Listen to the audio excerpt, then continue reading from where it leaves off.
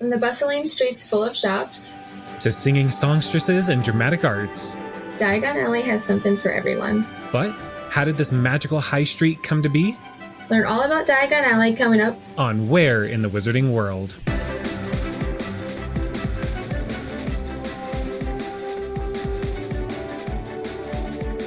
Hello, all of you wayfaring magical people. I'm Tylor. And I'm Megan, and welcome to episode 2 of our show, Where in the Wizarding World.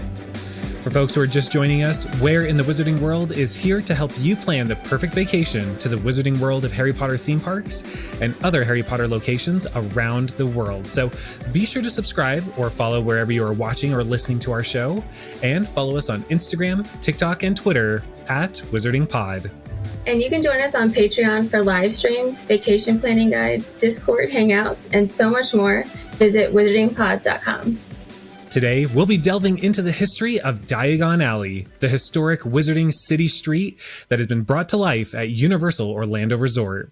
We'll be taking a look into the Pensieve and learn all about how the success of Hogsmeade Village at Universal Islands of Adventure paved the way for Diagon Alley, hear how the Harry Potter author described the infamous alley in the books, how that came to life in the films, and talk about all of the changes that have happened to Diagon Alley since it opened, what is there now, and how you can make your visit to this cobblestone street perfect for you and your family.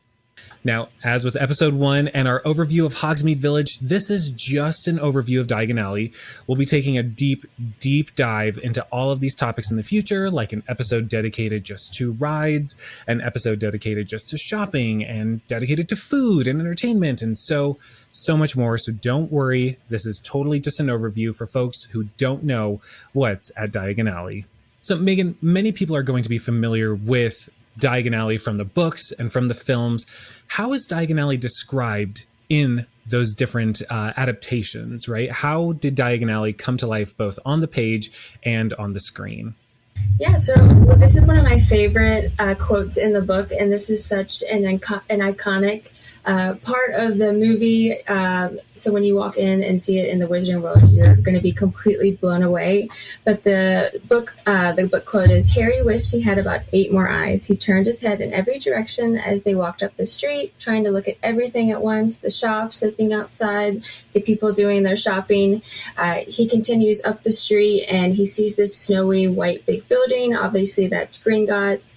On either direction, his eyes are going everywhere. There's, the Nimbus 2000 in the window. There's the apothecary. There's owls. It's, this narrow pathway with the cobblestone, and just seeing it in real life when you hear it in the books and you see it in the movies, it gives you the chills every time. I think I mentioned this in the last episode, but one of my favorite things about the Wizarding World specifically, and how it's depicted in the books and in the film, is that there's magic around every corner, hidden magic, a different world that is so close, it's within reach, but not tangible for us muggles. And this is really the first example of that, where you enter into this non-assuming pub, if you can even find it, right? Everybody, the description is they're muggles walking down the street and like their eyes like glance over the leaky cauldron. It's cool to think that Diagon Alley is really one of the first examples of this entire hidden wizard community. And you definitely get that with the theme park as well. So I love that. I love Diagon Alley. So how did Diagon Alley come to life at Universal Studios and Universal Orlando Resort? The history of Diagon Alley is much more... It's a lot simpler. It's not as convoluted as the history of Hogsmeade Village, because the two were kind of constructed at the same time. Because rumor has it that even before the Wizarding World of Harry Potter Hogsmeade was finished, while even still in construction, Universal Creative was already drawing up possible Wizarding World of Harry Potter expansions, with the most fleshed out being Diagon Alley. Everybody knew that Hogsmeade was going to be such a big success, and rightly so. Universal Creative wanted to kind of get ahead of that. So in September of 2010, just a few months after Hogsmeade opened at Universal Islands of Adventure, Senior Vice President of Universal Creative, Terry Koo, brought Universal Creative together to discuss which Wizarding World of Harry Potter expansion they were going to be moving forward with. The Wizarding World of Harry Potter Hogsmeade caused attendance at Universal Islands of Adventure to go up from 5.9 million visitors in 2010 to 7.7 million visitors in 2011, an increase of 29%.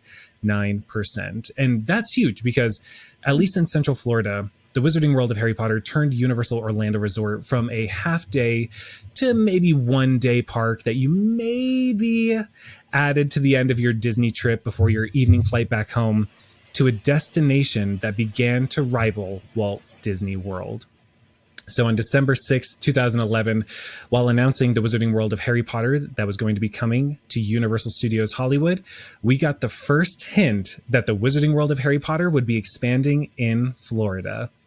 Now, the original plans at this time called for the complete demolition of the Lost Continent to be replaced with Diagon Alley, keeping all of the Wizarding World of Harry Potter in Universal Islands of Adventure.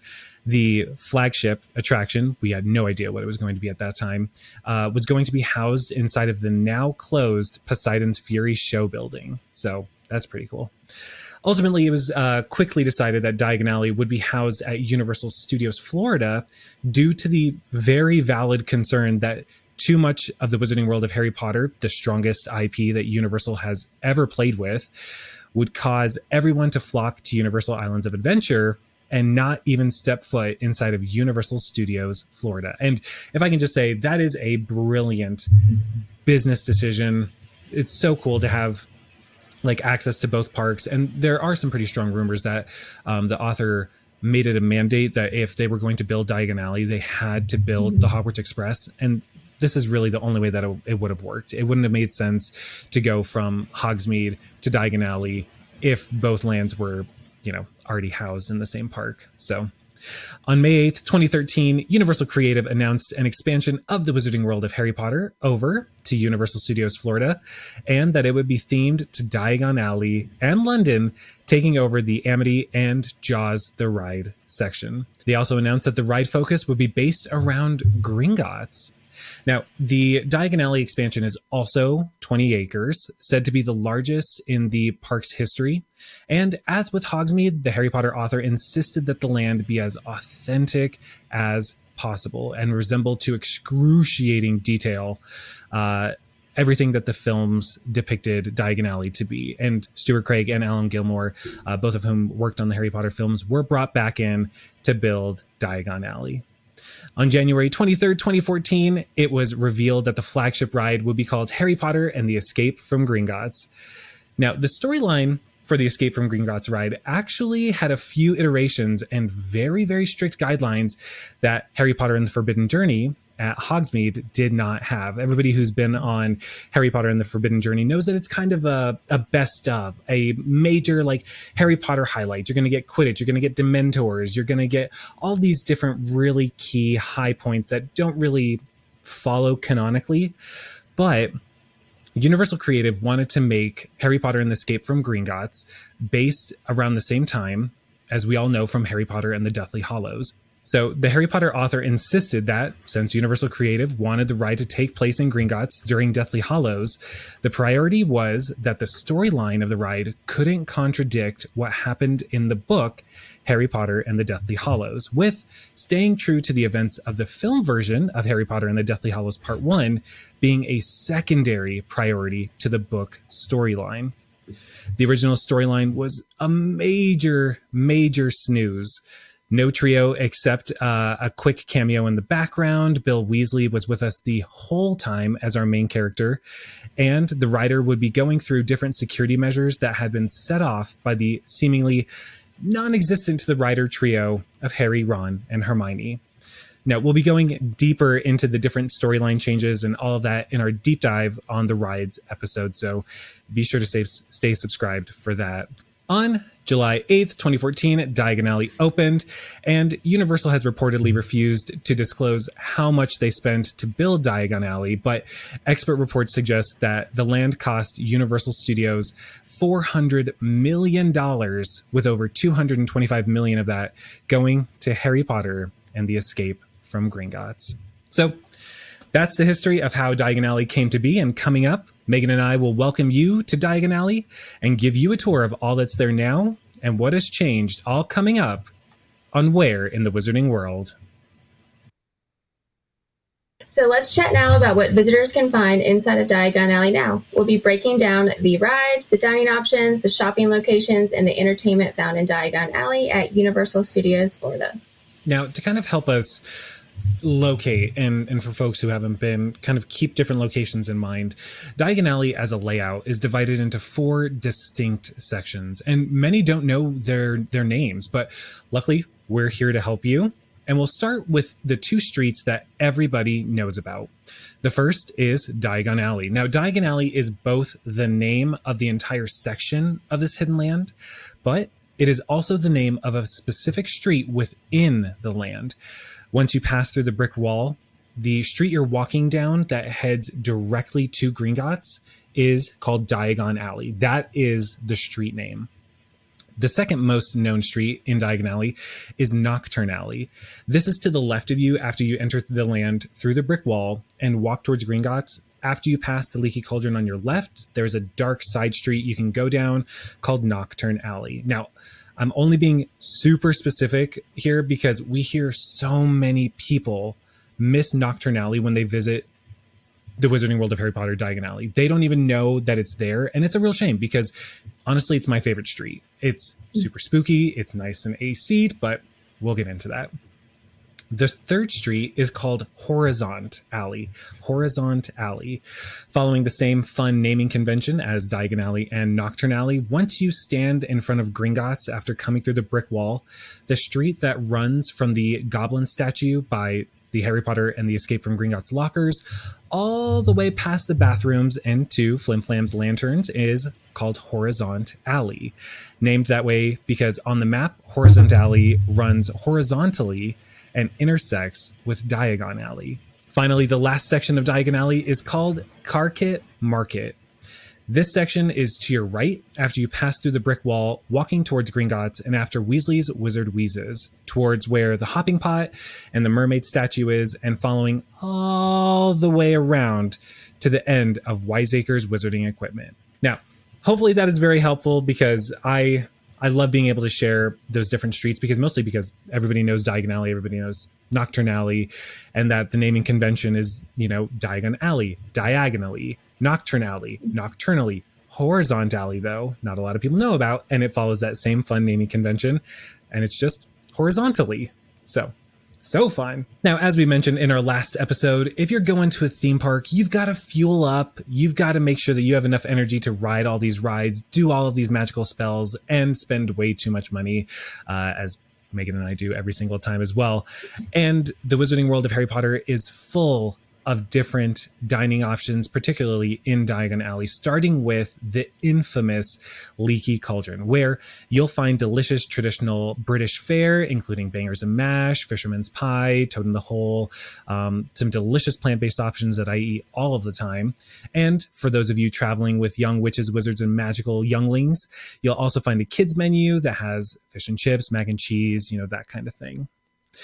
Around the corner, inside of Carkit Market, you'll also find a little drink stand. Now, many people don't know how to pronounce the name of this stand, but it's actually just pronounced Eternals, like Eternals. It's a play on the word eternal, but it's Eternals, Elixir of Refreshment, where you'll find gilly water and specialty elixirs, which are basically just flavored drink additives that you can mix with your gilly water to give it like a little bit of a Kool-Aid fruit punch. There are 4 different flavors. So tasty. We'll be diving into all those, and a really fun Easter egg that you can see on the label for all of those drinks. Right in front of Gringotts Bank, you'll find the well-known Florian Fortescue's Ice Cream Parlor, where wizards and muggles alike can indulge in a very tasty, cooling ice cream that is perfect on a Florida day. You'll find flavors that are only listed in the books, which is just a nice little fun Easter egg for book fans. And you'll even find Harry's favorite flavor. Bonus points to your house if down in the comments you can let me know what Harry's favorite flavor of ice cream is from Florian Fortescue's Ice Cream. Say that 3 times fast. Yeah. Also, down on Horizontal Alley, you'll find the Fountain of Fair Fortune, named after the famous tale from the Tales of Beetle the Bard. It serves a variety of beers and other beverages, non-alcoholic stuff like butterbeer, frozen butterbeer, pumpkin juice, gilly water, pumpkin fizz. Really, oftentimes it has a less weight or less of a weight than other places, so I like to jump in there, especially right before I head into Nocturne Alley. And finally, also named after the one of my favorite, actually, I would say my favorite tale from Tales of Beetle the Bard, the Hopping Pot. This is over on Carket Market, over by the Mermaid Fountain. It's a walk-up counter where you can cool off with a variety of drinks, again, including butter beer, pumpkin juice, lemon squash, Otter's Fizzy orange juice, really any drink that you can think of.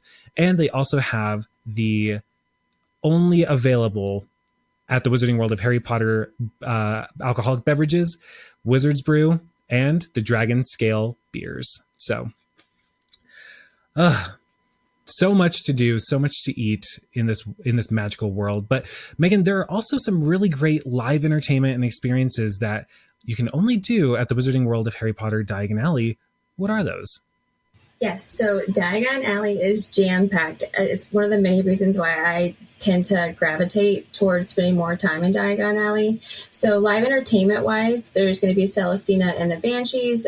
They do a performance on the Carket Market stage, and they've recently brought back this awesome experience where they bring usually a dad that doesn't want to go upstairs or on the stage. It's someone who is unassuming, maybe like with their kids or drinking a beer. Celestina will point him out and she'll bring him onto the stage. She'll put her blue boa and they kind of sing to him, and then they make him do this little like can dance move, which is it's hilarious. So if you are a wife or a spouse or a girlfriend and you want to kind of poke some fun at your significant other, try to get them on that stage. It's hilarious when someone's chosen that doesn't want to do it and then they kind of play along with it. So yeah, that's Celestina. She plays awesome music. The performers are amazing. They offer a seasonal performance during the Christmas season. So definitely carve some time out to check Celestina out. And then on that same stage is Tales of Beetle the Bard.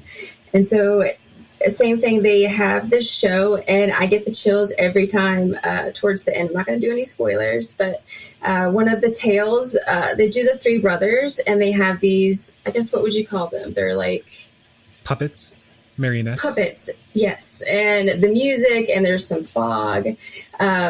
It's one of the best shows. I think if I had to choose between the two, I think I'm maybe partial to Tales of Beetle the Bard, which maybe is an unpopular opinion. Or the Three Brothers, yeah. So that one is so good. I just love the end. And again, both of these are family friendly. You'll find them, the showtimes in the app, which makes it super convenient. It's shaded, so both of those are my favorite things to do when it's really hot and you just kind of want to sit down and have a butterbeer and rest your feet. So there was also the Fountain of Fair Fortune before COVID happened, right? That one was always my favorite show, but it hasn't come back anytime yet, right? Have you heard anything about it, Megan? Right. So unfortunately, that one has not come back since the parks reopened after COVID. But talking to several different people that work at Universal, they for sure want to bring it back. I think it's just getting the moving parts and getting everything squared away. So the nice thing is we haven't been told that it's, retired or RIP, that it's, don't get your hopes up. It's more of just a when, which is super exciting because it'll offer an additional show. What I loved was when you sat down before COVID, you never knew which one you were going to get.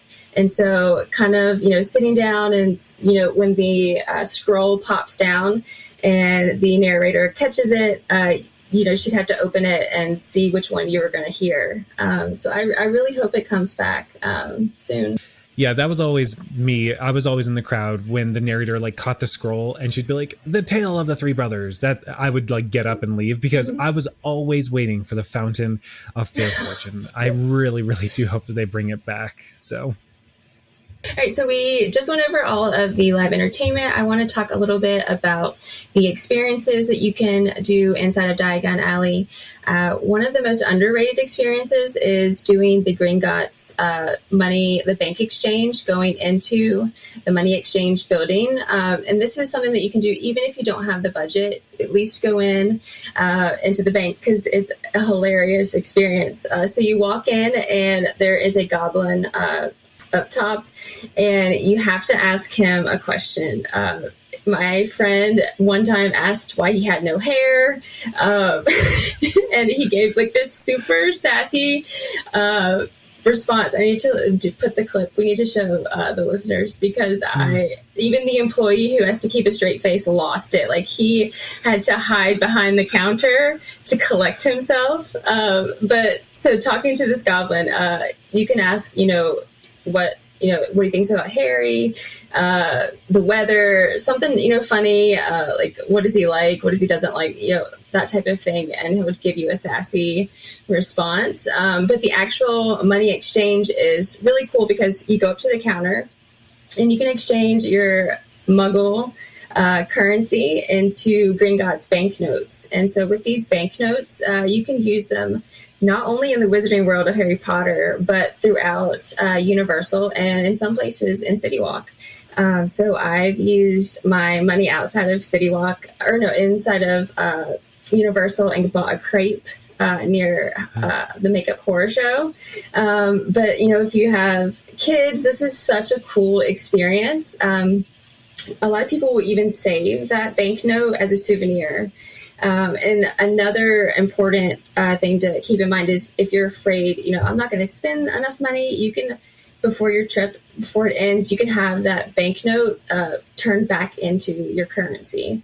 It's definitely, I think the denominations are $10 and $20. We'll have to fact check and then just put like a little blurb if not. But it's such a fun experience being able to like go into Ollivander's and hand the banknote and buy your wand. If you're over in Hogsmeade, if you want to buy some butterbeer, it's just a really fun, immersive experience, and it's pretty affordable. Obviously, you can do like a $10 and buy something cheap. So that's going to wrap up the Gringotts Bank Exchange. Next is going to be Ollivander's. So after you hit up the Gringotts money exchange, or before, you have to go into Ollivander's. So Ollivander's has the wand experience, and this is hands down, if you're doing one thing in Diagon Alley, you have to do the Ollivander's wand experience. And again, if you don't have the budget, just go in and watch. You're going to get emotional. You're going to get the chills. You're going to just feel so much like Harry.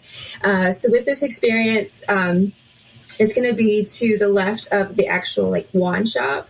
And you go in, it's a group of whoever's lined up. I want to say like 15 to 20 people are put in the room. And so Ollivander comes out. He kind of, or she, they scan the room, and they're going to pick obviously one person to come up, and you basically get to reenact that scene in the movie and in the book of Harry getting chosen by his wand. You can practically do these like really cool cheesy spells up top to, the wand isn't right until the right one chooses you. Those are hilarious. But at the end, obviously, like my favorite part is when the lights like come down over you when the wand chooses you, and like the music and everybody's like, oh, like that is so, it's so emotional.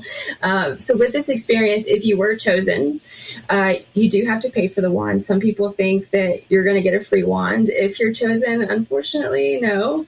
But this is where I was talking about budget. So even if you were chosen and you didn't have, the money to pay for it, you can decline that wand and then maybe go home, find it used online, or just, come back later in your trip or next time, and you'll know which wand it is, and you'll be able to buy it then. So don't shy away from doing it, even if the wand isn't in your budget. One of the other cool parts about it is you never know who's going to get chosen. So obviously kids are going to be usually the one that's picked, but I've seen so many adults who are all decked out in Harry Potter. Maybe they have a birthday button or they have something celebratory on, and they've been chosen. So you may have to do it a couple of times. I think my first time, it took me like 3 times before I got chosen. I think they were just sick of me because like it was the same Ollivander.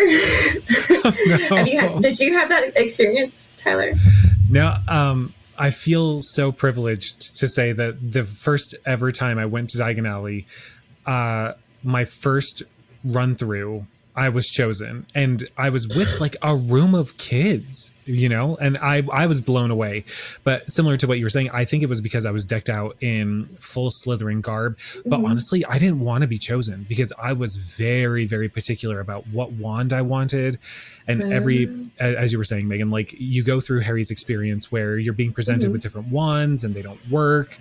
And so when it got to the last wand, you know, there's the tinkling music, the Ollivander, like the wand keeper, like, I wonder, you know, and she pulled out this wand and I was like, please be good, please be good, please be good. And she opened it and it was the, well, now retired Alder, Alder, with like the snake and the skull.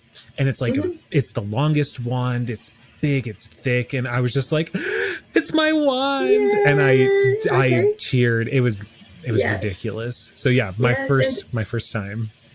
Yeah. And what I think, but I can't speak for the new ones, but like you were saying in the older ones before they were retired. So my wand was Ash and the description was a healer. So like as a nurse, I was just like, okay, I believe this. Like this is magic. This is real.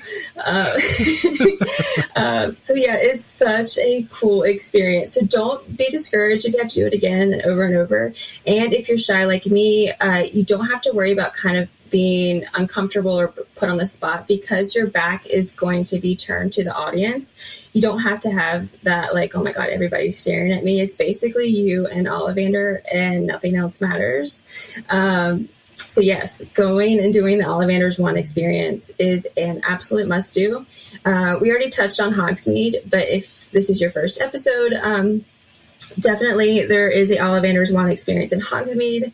So that's another backup option. I like to stick with the books and I always tell people to try to do the Diagon Alley location first, but definitely maybe you only have, you know, a 1-park ticket. You can still have that experience in Hogsmeade, which is awesome. So that wraps up the Ollivander's wand experience, and obviously we're going to lead into the interactive wands. So with this, in Diagon Alley, there's 16 spell locations. There's 11 like in the greater area of Diagon Alley, and then inside of Nocturne Alley, there's 5. And like we touched on in the previous episode, this is such a fun experience for people of all ages. If you don't like rides, if it's, you know, crowded, it's so much fun. So you'll get a map after you buy your wand, and you'll kind of go around and look for these gold medallions.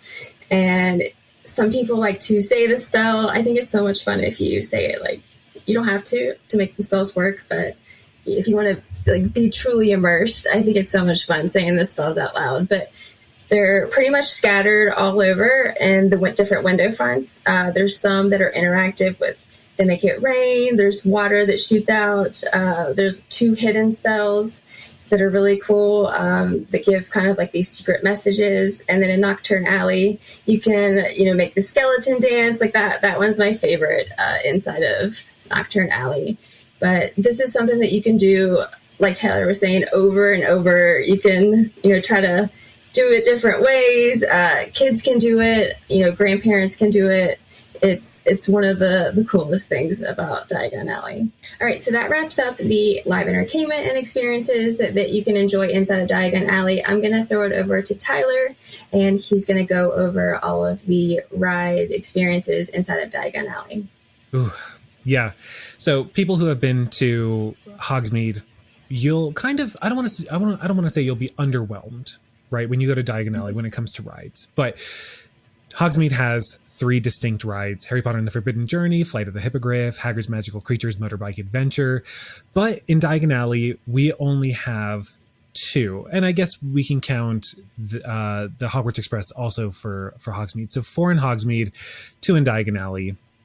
And the first is the Hogwarts Express at King's Cross Station. So this is an opportunity where if you have a park-to-park ticket, that is a ticket that is both for Universal Islands of Adventure and Universal Studios Florida, you can ride the Hogwarts Express going from King's Cross Station to Hogsmeade Station, and also from Hogsmeade Station back over to King's Cross Station.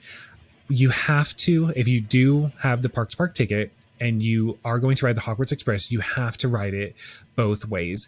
The experience is different depending on which direction you're going. So riders from King's Cross Station to Hogsmeade Station, you'll have a totally unique and different experience than if you were riding it from Hogsmeade Station back over to King's Cross. You may even see a Dark Lord. So definitely ride it. It is a fully operational train. You do feel the carriage moving. You will see many of your favorite characters, and you'll see the beautiful landscape, the beautiful Hogwarts grounds, the London. So many. I don't want to spoil too much of it, so you're just going to have to do it. But if you do it, make sure you go both ways. And at the King's Cross station, you'll also be able to run right through the brick wall. So make sure and we'll give tips on how you can capture that on video on our ride specific episodes. But the main flagship attraction that I kind of touched on in the history of Diagon Alley is Harry Potter and the Escape from Gringotts, where you will get to enter Gringotts Bank right at the climax, or one of the climaxes, of Harry Potter and the Deathly Hallows Part 1 film, where you get to run into many of our heroes, like the trio, Harry, Ron, and Hermione, a beautiful rescued Ukrainian Iron Belly. You might see the Dark Lord. You'll see Bellatrix, and you get to go on a really fun. Megan, how do they describe it? It's like a combination of roller coaster and 3D effects, would you say? Yeah, I think it's technically considered a thrill motion simulator 3D experience, but it does have a track. There is a drop. I kind of consider it an indoor-ish coaster, like a less intense mummy type of attraction. But definitely just like you described. Yeah, and it is so fun.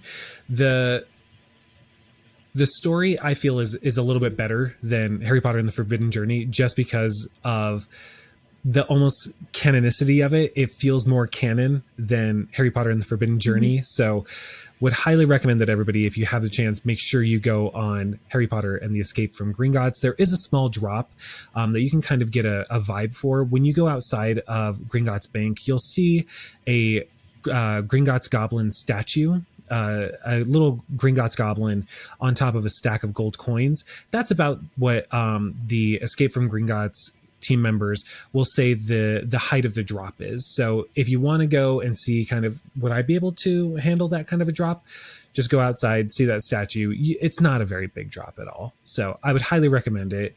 It is so fun. And after you've escaped Gringotts with hopefully all of your galleons in your pockets, you're going to be looking for some places to spend those wizarding coins. And Megan, wow, Diagon Alley is known for shopping, and we get it in spades here, right?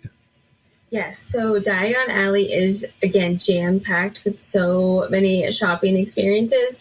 I think in total there's 11 shops that you can kind of explore and walk around, and there's going to be something for everyone. So when you first walk in, on your right-hand side, you'll see Weasleys, you'll see Quality Quidditch, you'll see Sugar Plums. In the heart of Diagon Alley, you have obviously Ollivanders and Madame Malcolm's. To the left of Gringotts, the Magical Menagerie to get all of your cute plushes. And inside Nocturne Alley, which you can't forget to go into, is Borgin and Burke's. So that's going to be for all of my like spooky dark arts loving fans. And even if you are into like that type of merchandise, at least walk in, because there's so many little Easter eggs and like things that you can hear. It's such a cool shop, and it's obviously the AC is amazing in there. So at least if you want to get a little bit of a break, definitely go in there. And then towards the right of Gringotts, and I guess Car Kit Market, you'll have Wiseacres and Scribulus, and then a little bit further down, you'll have Globus Mundi. And I consider the Money Exchange, Gringotts Money Exchange, a shopping experience because they have that little section of Gringotts merchandise that you can get. And so you can actually buy like the gold, what are they called? Like a gold, like it's a paperweight, gold, right? Yeah. And it looks exactly like a gold bar. Whatever you put in your... Yes, a gold bar. Yes, that's it. And that one's a really cool souvenir to get. So like I said, budget-wise, some of the merchandise ranges from as cheap as, $3 for $3-ish for, some fudge, all the way up. You can get some of the Noble Collection replicas. So there's so much to see. Even if you're not trying to spend a lot of money, definitely always go into every single shop. For instance, Weasley's, just hearing the music, you look up, you'll see Umbridge on the tricycle, and she talks, and it's so much fun. There's fireworks in the ceiling. You can hear the Pygmy Puffs purring.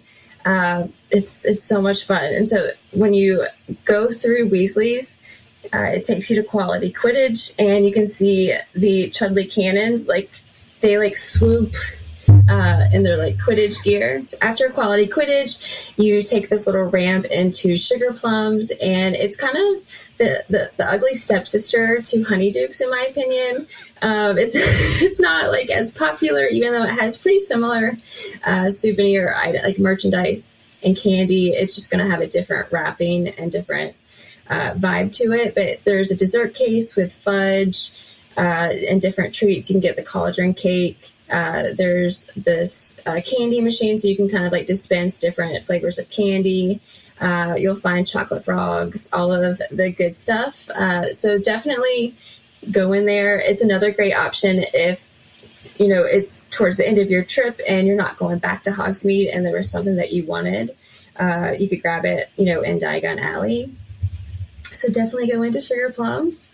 And I'm kind of ping-ponging all over Diagon Alley. So my two favorite shops are going to be Wiseacres Equipment, and this is where you're going to find your apparel, some of the house merchandise.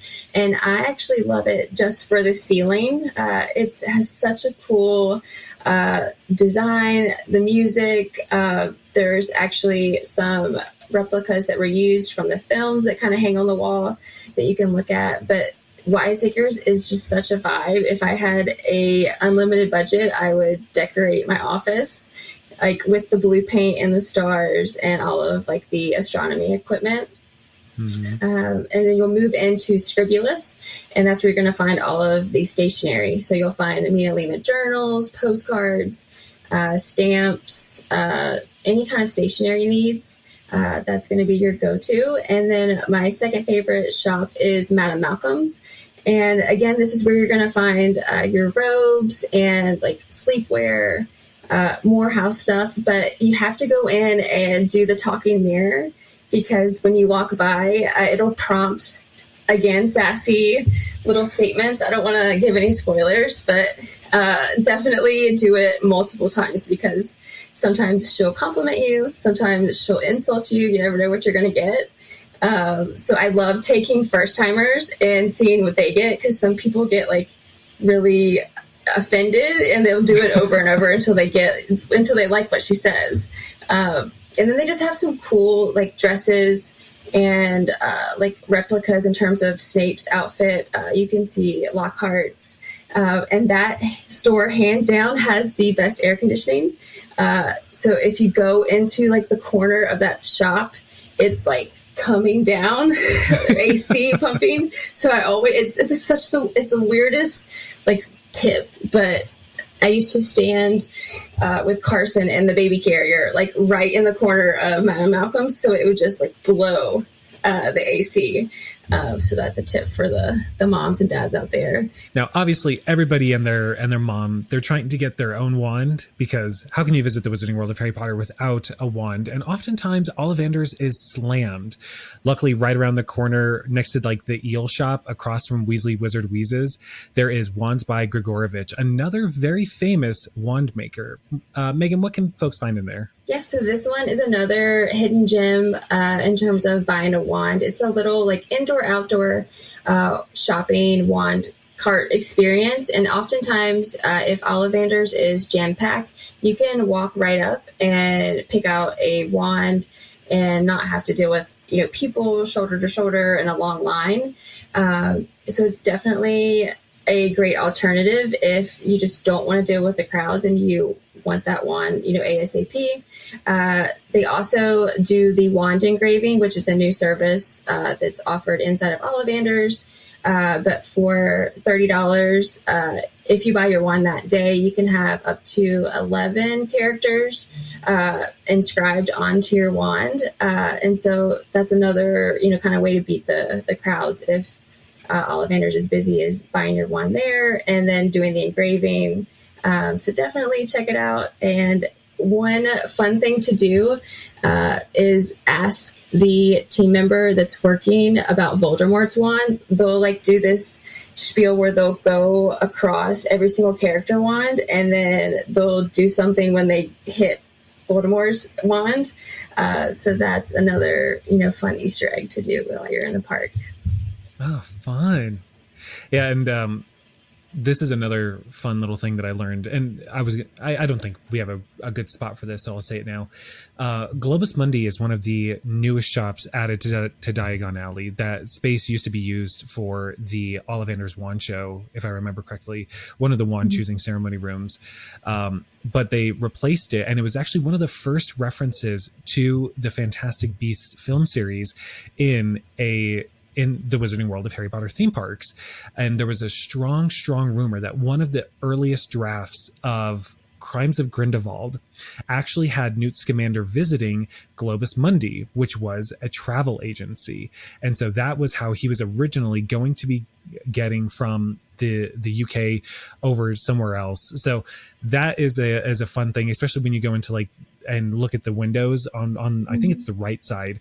You'll see a display of New York, and you'll see the MACUSA logo, and there's a poster about visiting New York inside of Globus Mundi. So it's kind of fun to walk in that shop as you're getting your travel accessories, but also wonder, what would that have looked like on the big screen? And you can kind of see how the Wizarding World of Harry Potter is both taking from and contributing to the Wizarding World canon. Oh my gosh, I love that. And I like that store mainly because it's always so empty. It's another way to get some AC pumping. They have pins, they have Night Bus merchandise. You can get Hogwarts Express merchandise. They have these fancy suitcases for each house that you can purchase in there.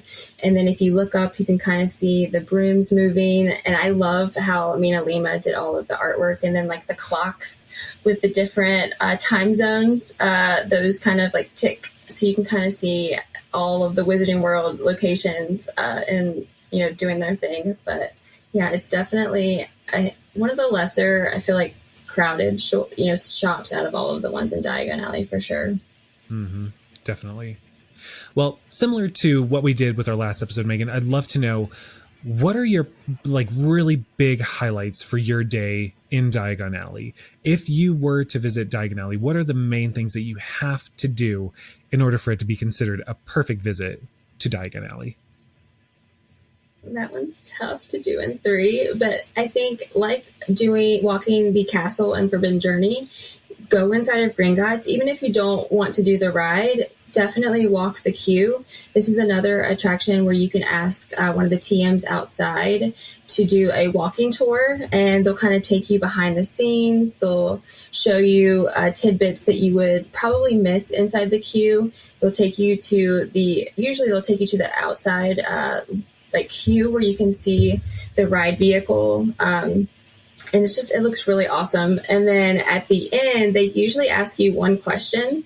And if you get it right, you get to keep a galleon. They give you a coin souvenir.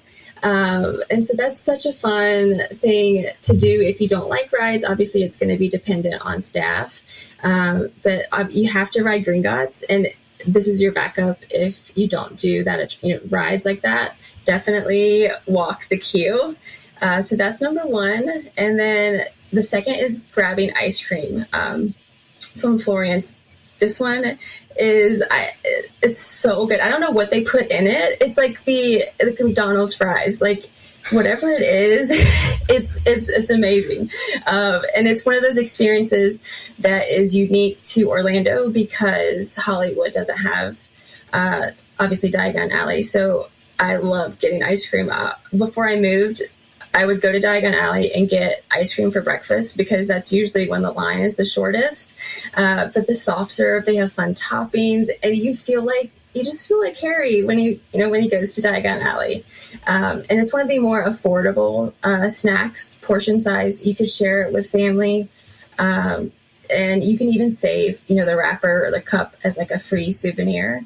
So you have to get ice cream if you can tolerate it, obviously.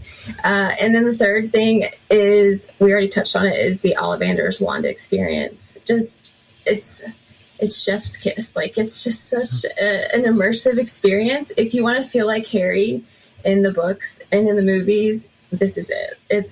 Especially if you're a parent, like watching your child get picked you're gonna get emotional. Even like when I'm in the room and a child gets picked, I'm like, I'm not going to cry. So yeah, those are going to be my top three. What about you, Tylor? I definitely, again, similar with Hogsmeade, now with the addition of the non-dairy butterbeer, I'm not taking 3 steps around that land unless I have at least one butterbeer in my hand. I'm definitely doing that. Then I am going around to all the different wand spots, and similar to Hogsmeade, I am doing every single one of those interactive spells at least 3 times.